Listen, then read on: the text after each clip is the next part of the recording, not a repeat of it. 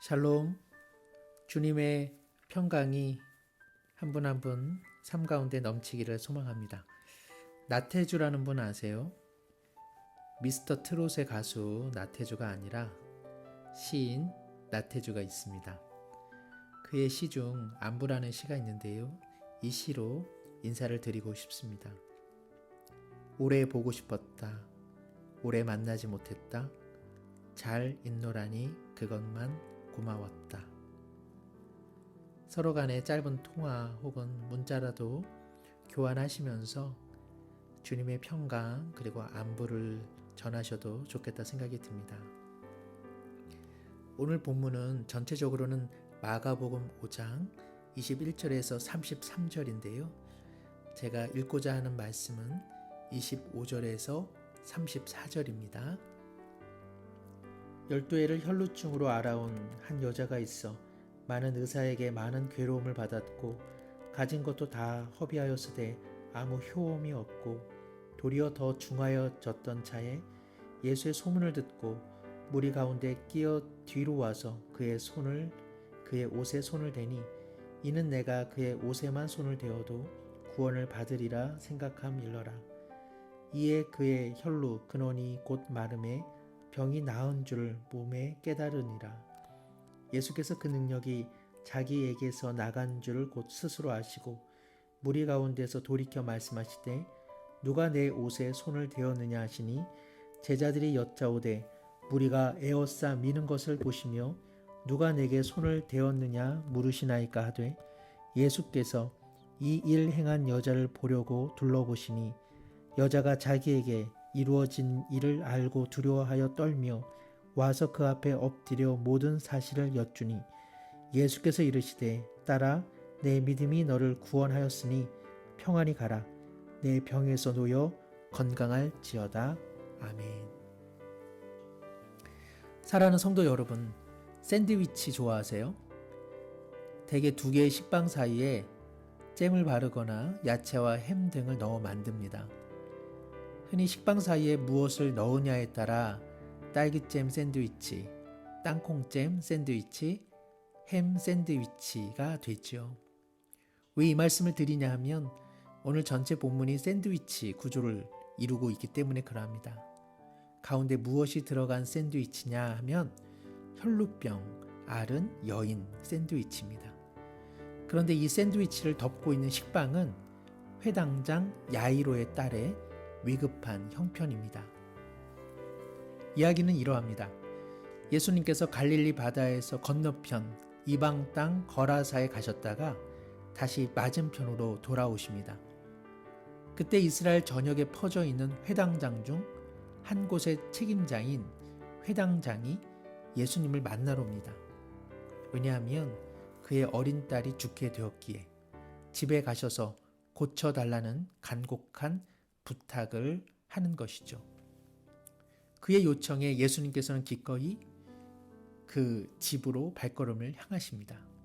그런데 30절 갑자기 발걸음을 멈추시고 말씀하십니다. 누가 내 옷에 손을 대었느냐?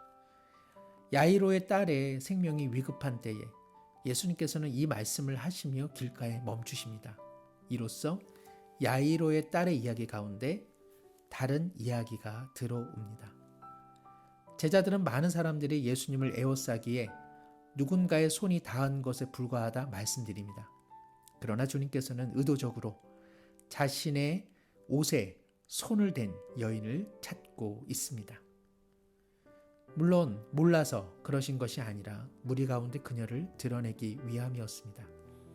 그때 한 여인이 주님 앞에 엎드려 옷에 손을 댄 자가 자신임을 말합니다. 과연 그녀에겐 무슨 일이 일어난 것일까요? 이 여인은 12년간 혈루증을 앓아온 여인입니다.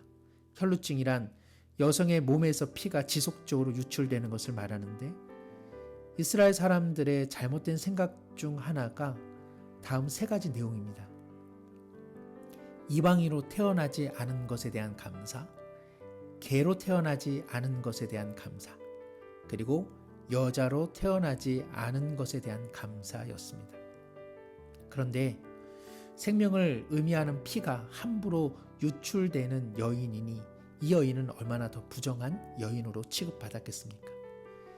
이스라엘 율법에 부정한 것과 접촉하면 부정케 되기에 생명의 피가 사라지는 이 여인은 그 존재 자체가 부정한 여인이며 접촉해서 안 되는 여인으로 취급받았습니다. 구약의 율법은 이와 같은 여인을 부정한 여인으로 규정하고 격리시켰습니다. 그러나 이것은 단순한 소외가 아니라 몸이 회복되도록 일정한 시간을 주는 것이며 피가 주는 생명의 소중함을 공동체로 깨닫게 하는 의미가 있었습니다.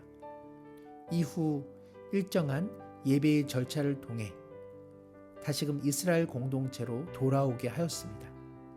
율법이 선한 이유가 여기에 있었습니다. 그러나 당시 이스라엘의 율법 해석의 풍토는 어떠했습니까? 여인을 그저 죄인으로만 규정하고 치유와 회복을 도와주지 않았습니다. 여인을 소외시켜 그들 스스로의 거룩만을 추구한 것이죠. 이것은 하나님을 사랑하고 이웃을 사랑하라는 율법의 의미를 퇴색시킨 것이었습니다. 그러므로 더 이상 옛 이스라엘 공동체 속에서는 소망도 생명도 없게 되는 것입니다. 옛 이스라엘로 대표되는 회당의 회당장 야이로의 딸이 죽어가고 있다는 것은 이처럼 생명이 자라지 않는 척박한 모습을 여실히 보여줍니다. 특히 혈루증의 여인과 같이 사회적으로 연약한 사람들이 도리어 종교 공동체를 통해 돌봄받지 못하는 비참한 현실을 보여주고 있지요. 그런데 27절에 이 여인이 종교와 사회의 금기사항을 뚫고 예수님의 옷자락을 만집니다. 부정하다 칭함받는 여인이 예수님을 부정케 할 수 있음에도 불구하고 옷자락을 만집니다. 누가 이길까요? 여인의 부정함이 이길까요? 아니면 예수님이 이기실까요?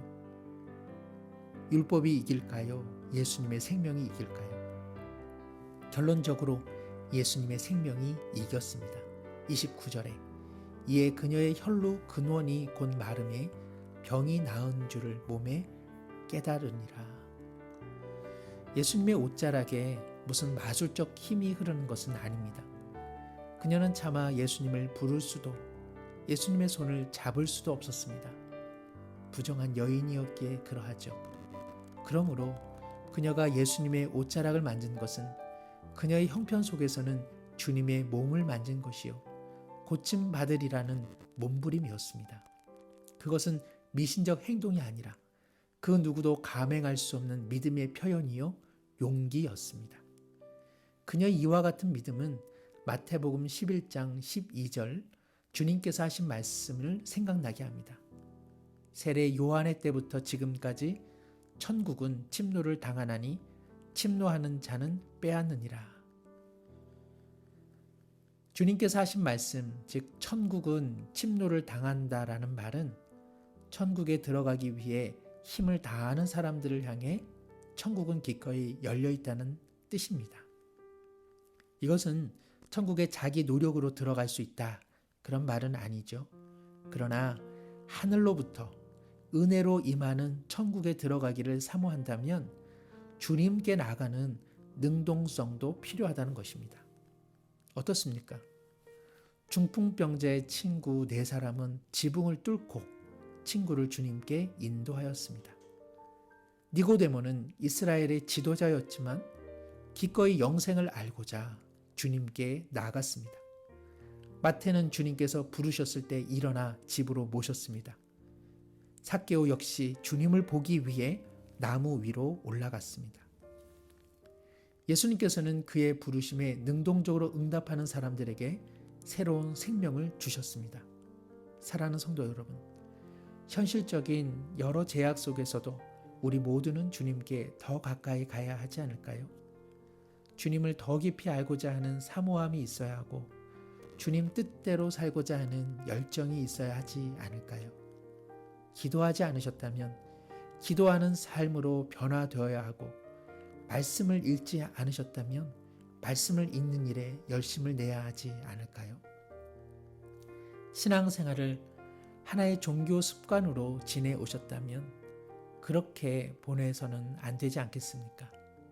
남들이 만들어 놓은 선 혹은 우리 자신이 만들어 놓은 신앙의 선을 뛰어넘어 오늘 이 여인처럼 주님께 더 가까이 가야 하지 않겠습니까?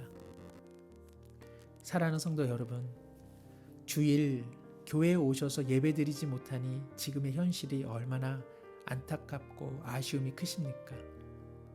그러나 중요한 것은 교회에 오시고자 하는 이유가 해오시던 종교 생활의 안정감을 얻고자 하는 것에만 국한되어서는 안 됩니다. 주님은 우리의 예배를 원하시지만 삶의 자리에서 기도와 말씀을 통해 주님께 더 가까이 가기를, 주님 뜻대로 살기를 원하고 계시기 때문입니다. 오늘 본 마지막에 예수님께서는 죽은 야이로의 딸도 살리십니다.